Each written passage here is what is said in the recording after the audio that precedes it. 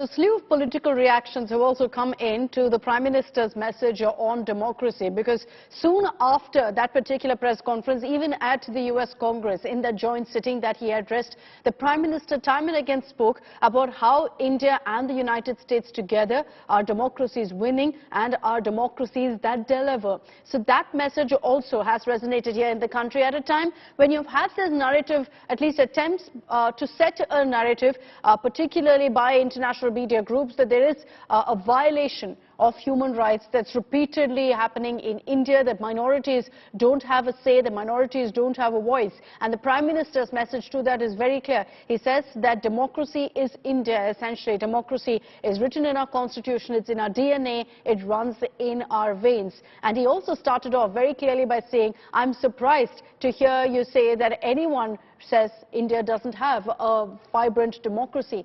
Geeta Mohan is joining us live with more details on that. Geeta, even if we focus on the entire controversy of what the Prime Minister said on democracy, this press conference really that happened, there were two questions that were raised. One on democracy, which the Prime Minister chose to respond with a 3-minute long answer, essentially.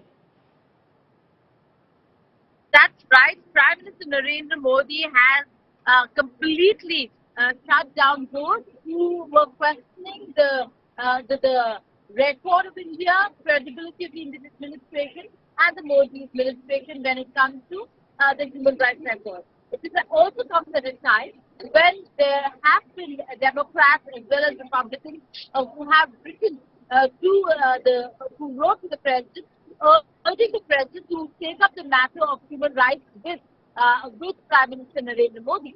We do know that the National Security Advisor of the United States of America said that these matters are discussed and exchanges take place between the two countries. Very clearly admitting that there are concerns that India also raises with regards to situation in the United States of America.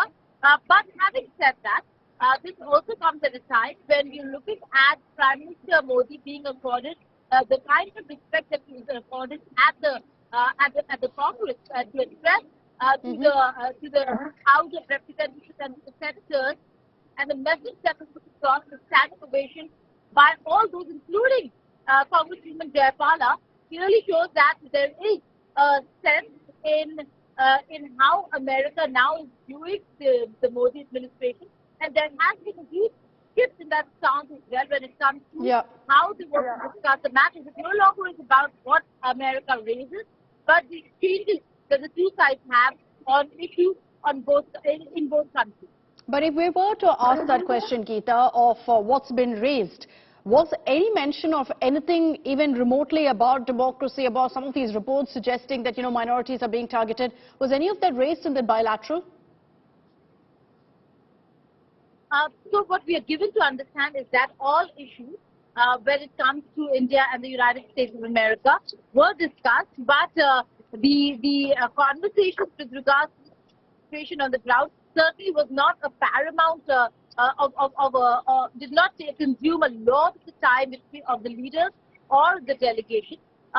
These are matters that were taken up earlier by both sides, of the concerns that both sides have. But when the formal conversations took place yesterday, they spoke about, like they do, on exchanges with regards to what has been happening.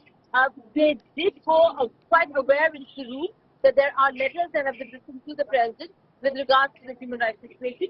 So in that context, the issue might have come up, but India has very clearly stated, and this is not an explanation by the administration, but just very clearly stated, that the reason why democracy is thriving in India is because there is voice for dissent. Many institutions, not just here, back home as well, but that's also being democratic when you allow space for dissent of the popular opinion itself.